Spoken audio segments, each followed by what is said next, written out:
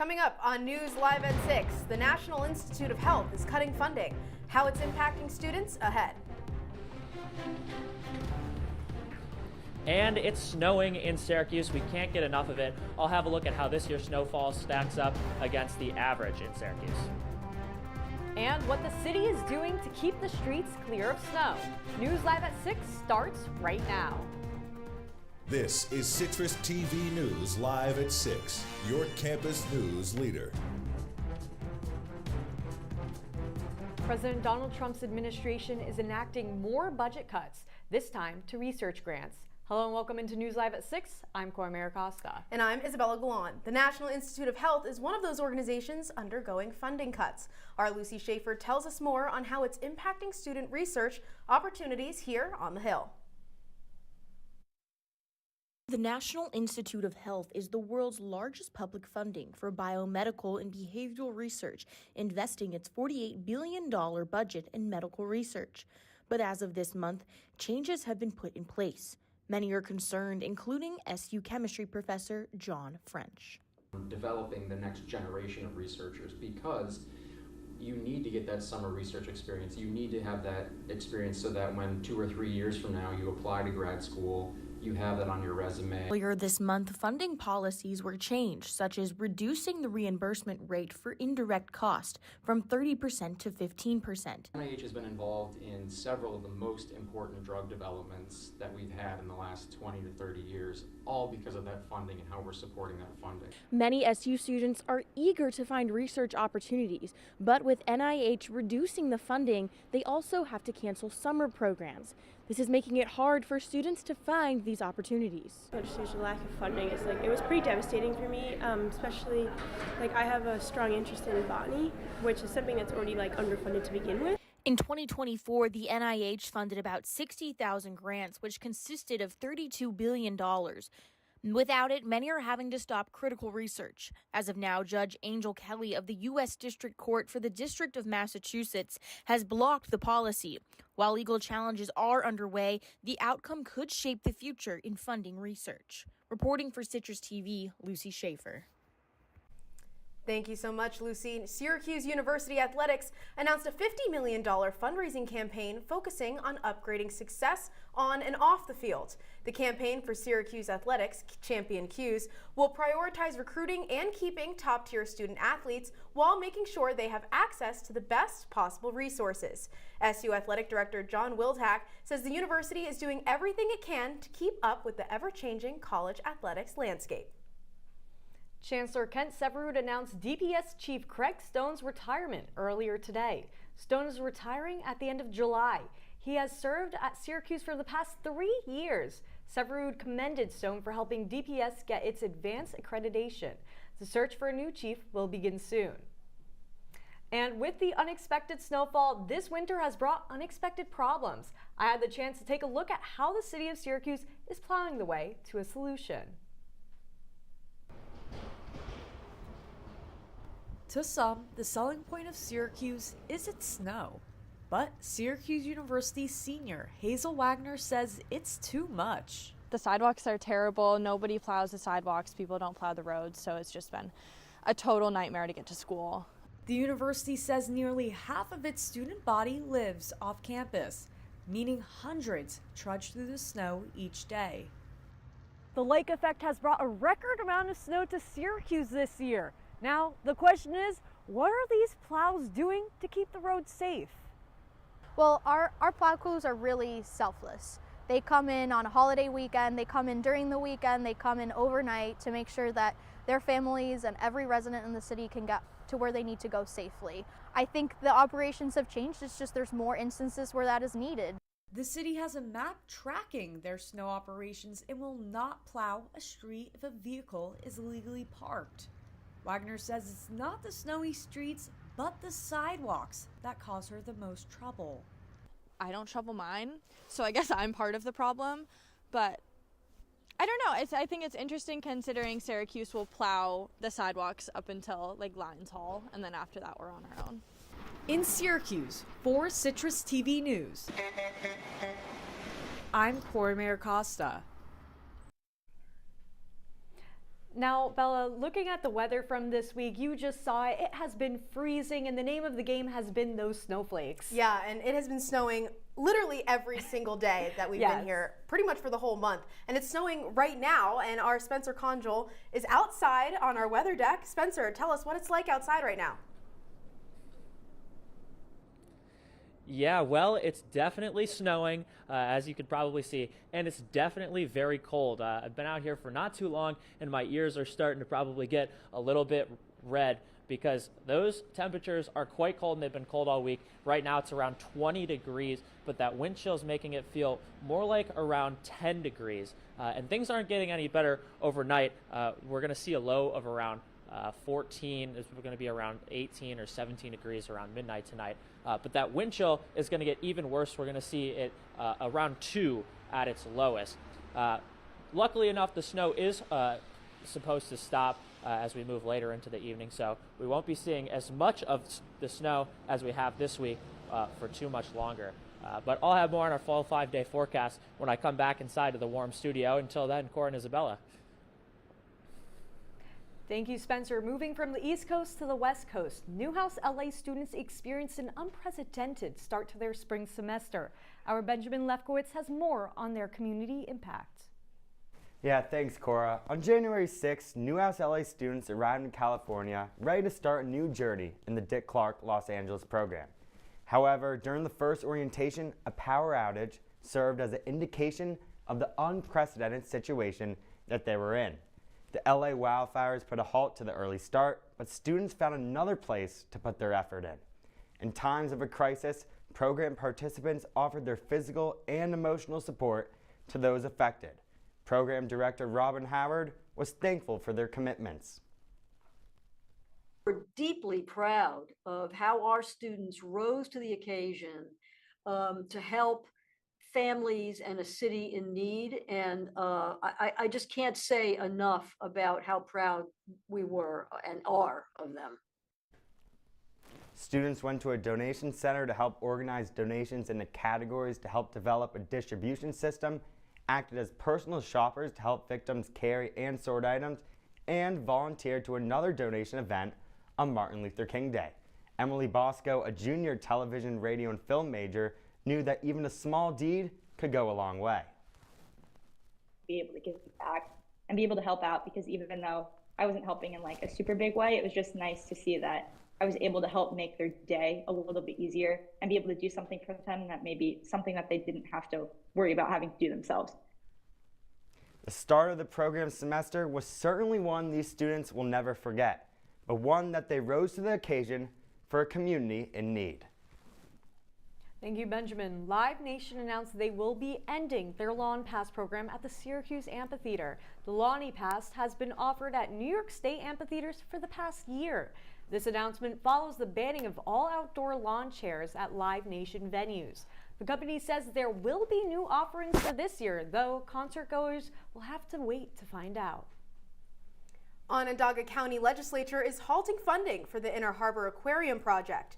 The aquarium was initially estimated to cost $85 million in 2022, but now requires more funding. The Onondaga County Legislature announced it will not provide additional taxpayer dollars towards the project. Instead, they are proposing a law that could facilitate the private funding and donations needed to cover costs. Despite the funding being halted, construction is still underway. And the Syracuse Housing Authority is going forward with its plans to create a new office building. Their plans on the new Children's Center have been delayed. Last year, the SHA had told residents to expect groundbreaking in March, which will now start after June.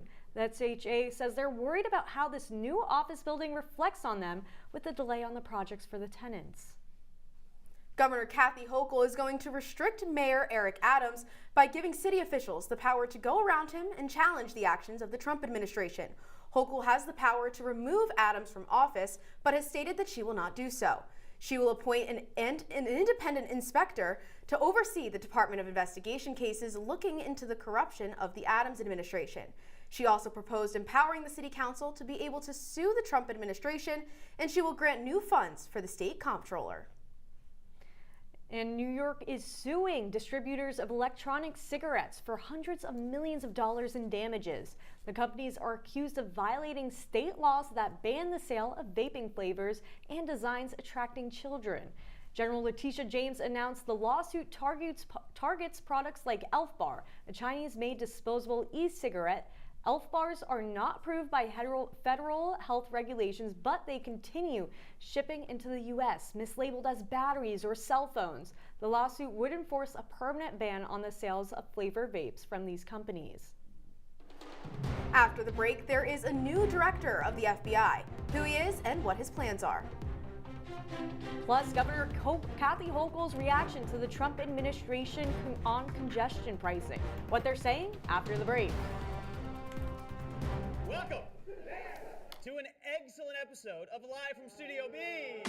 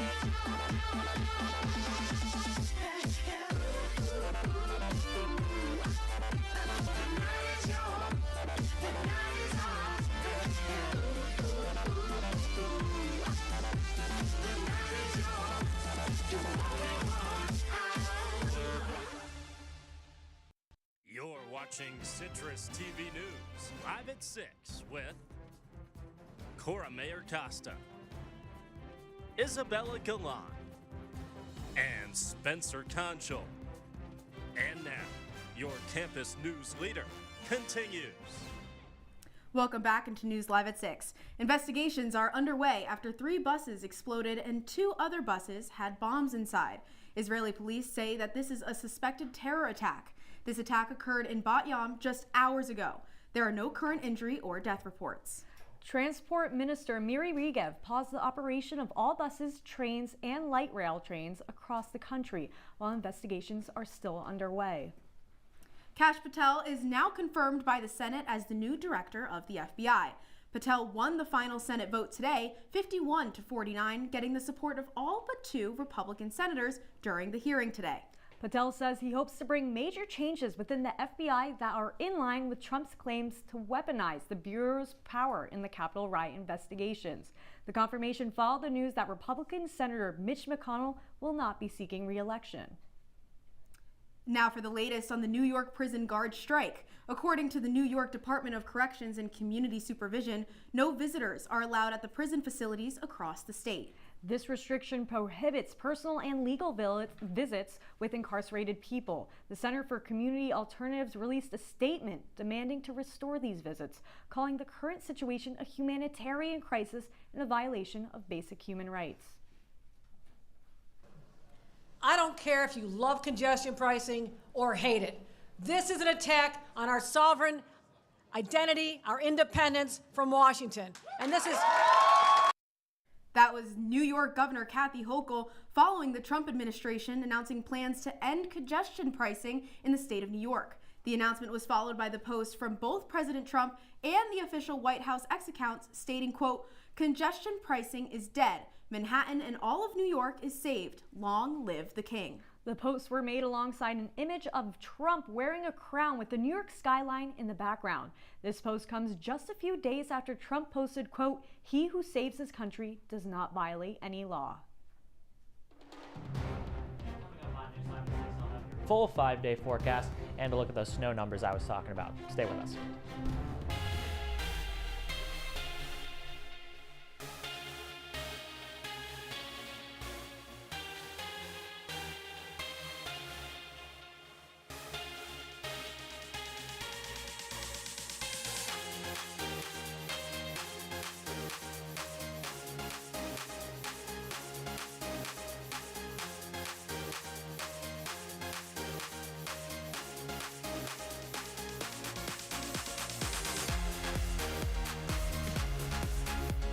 Welcome to Live from Studio B.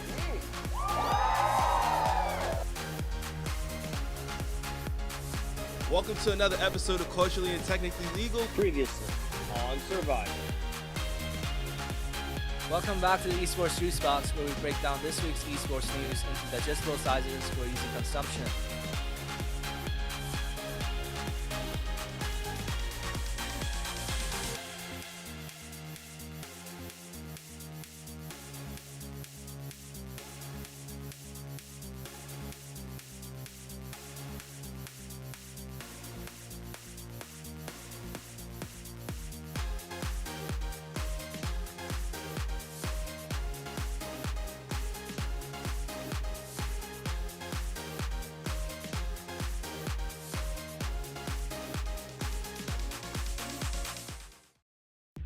From the CitrusTV Weather Center, this is SU's most accurate weather forecast.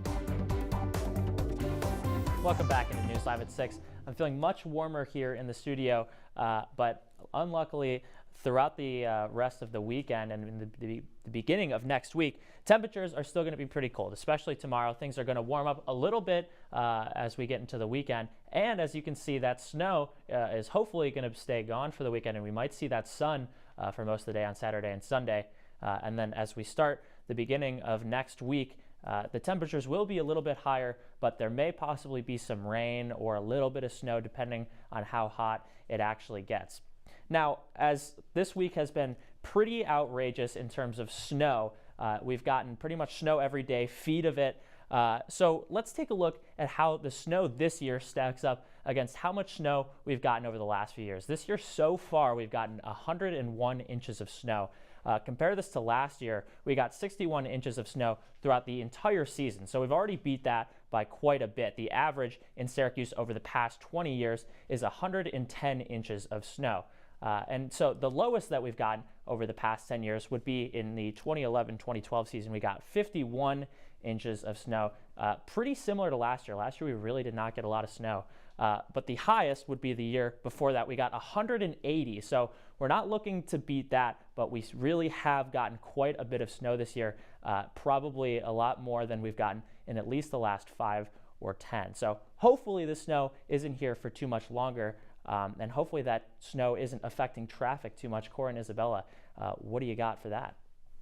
Well, Spencer, personally, I don't know, that 180, I think we might be approaching that. And I personally drive my little orange Mini Cooper, and now that thing has been slipping and sliding. I try and go up the hills near Comstock, and it's just almost impossible right now. Yeah, but if you take a look, we got our traffic cam. It's still snowing, so it's looking a little foggy out there. So make sure you got your windshield wipers on, you got the heat up in your car, but the roads are looking pretty good right now. I know we got a little bit of a salt shortage going on, but looking the roads are pretty good. Yeah, exactly. And traffic seems to be easy flowing right now. Little bit of, congestion there, but it's still flowing. That's what matters. Absolutely.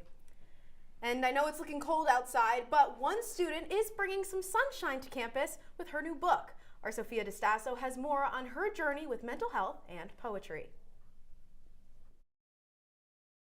Putting pen to paper can do more than tell a story. It is a powerful way to improve emotional well-being. I'm able to look at something from a distance, so maybe it is based on an emotion that I was feeling that day or an experience I had, but I'm able to sort of recede and examine it with a little bit more objectivity or even repurpose it. Writing gives people a voice, allowing them to express thoughts that might otherwise go unheard.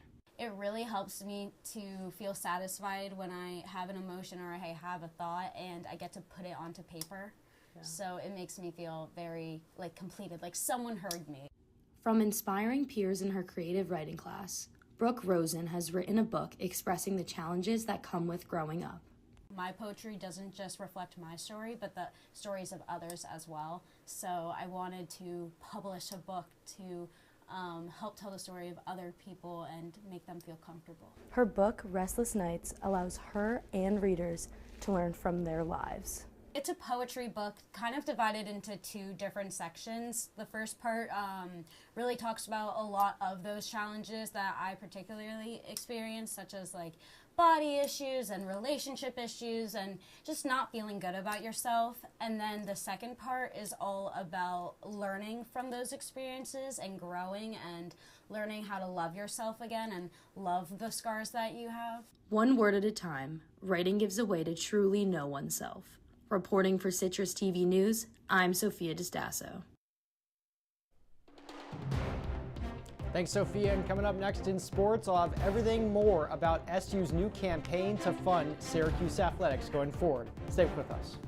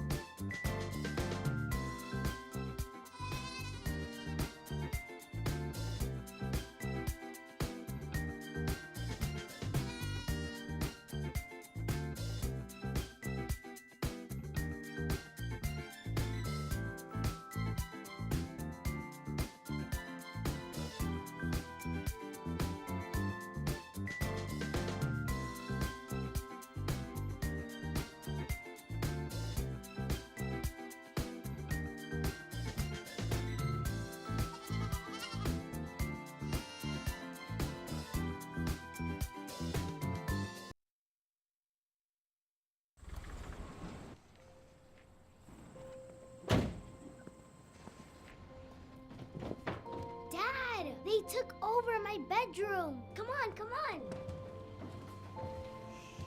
Okay, Dad. 1, 2, 3.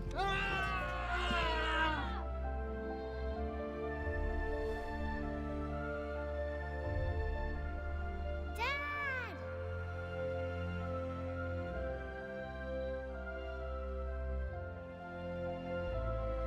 You saved me. Dad?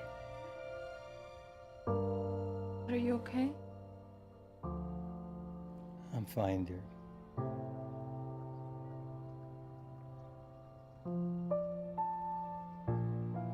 Your hero needs you now, and AARP is here to help. Find the care guides you need at aarp.org/caregiving. And now, your Citrus TV Sports Report. 2 weeks ago, Jim Boeheim said, quote, "It's about money in college sports," and I think Syracuse realizes that now, but not soon enough. And now, well, the university is taking steps to combat that problem. Welcome into sports. I'm Ryan Bridges. Syracuse Athletics has launched a $50 million fundraising campaign to bring in athletes that can, quote, win championships. In a video posted today, Athletic Director John Wildhack said that Orange fans can contribute to this effort by donating to the university, and it helps this new collective that the goal is $50 million at the very end. The House of Representatives and the NCAA are currently in a class action lawsuit that would go into effect on July 1st if it does pass, and that would allow universities across the country, not just Syracuse, to pay athletes, student athletes specifically, $20.5 million. That's not NIL, which we've been used to seeing over these past couple of years, and more universities have started to adapt this model and stuff like that. And have been focusing on recruiting and resources and top-tier training. That's where the money would go, and obviously this comes at a time where Syracuse men's basketball has struggled and had one of their worst years in program history. So big changes coming to Syracuse athletics, but specifically with Syracuse football, which pulled in a great recruiting class in 2024. But one of the biggest reasons for that recruiting class is on his way out. The team's former general manager, Nate McNeil, was named Illinois football's Executive Director of Player Evaluations and Acquisitions. This marks Nick McNeil's third stint with the Illini, the first of which started all the way back in 2016. The Orange's last recruiting class was ranked 37th in the nation, while its transfers were ranked in the top 25 at 24. Syracuse is reportedly looking at Tommy Caporale to be its next general manager, and he currently serves on SU's quality control and recruiting staff. But there's one game going on in Syracuse athletics today. The women's basketball team playing against North Carolina, a bit of a low-scoring game early on, guys. Syracuse coming off a road trip in California where they lost 2 straight out there, so it's trying to snap a bit of a losing streak. But as Coach Felicia Leggett-Jack always says, the team just going to keep on fighting. Now, Brian, going off of that, what exactly are Syracuse's chances in this game? Well, they have a better chance than they did before because their guard play has been a lot better. Georgia Woolley and Sophie Burrows have stepped up big for this team in about the last month. It's a top 10 North Carolina team, as you just saw on their screen, so they're going to have an uphill battle, and it's a tough week for them because they play another top 15 team in number 11 Duke later on, but you should be able to keep this one a bit closer than before the season. Yeah, absolutely. And you mentioned a little bit before talking about champion cues and all that. Right. Not only is it going to impact women's basketball, but other sports as well. Can you tell me a little bit how it's going to really change the game for Syracuse athletics overall? Well, they haven't spent as much money, and what Jim Boeheim said on a radio show a couple weeks ago was that these SEC men's basketball programs, with that sport specifically, are spending about $6 or $7 million on their teams on average when it comes to NIL money. And Syracuse and these other ACC schools only spending about 1 to 2. That's hopefully they close that gap soon, especially for Syracuse's sake. Awesome. Thank you so much, Ryan. And when we return, we'll have your wake-up weather.